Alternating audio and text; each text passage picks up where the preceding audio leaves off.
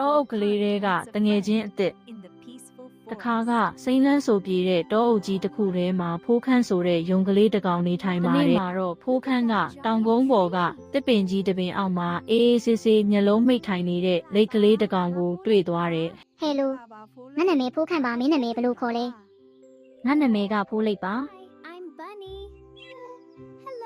လိတ်ကလေးကလည်းငါနာမည်ဖိုးလိတ်ပါလို့ပြန်ပြောရင်သူတို့နှစ်ယောက်ဟာခဏချင်းမှာပဲတငယ်ချင်းတွေဖြစ်သွားကြတယ်ဖိုးခန့်ကမြန်ပြေးနိုင်ပေမဲ့နှေးကွေးတဲ့ဖိုးလိတ်ကိုစောင့်ပြီးအမြဲတမ်းအတူတူလမ်းလျှောက်တက်ကြတယ်လေ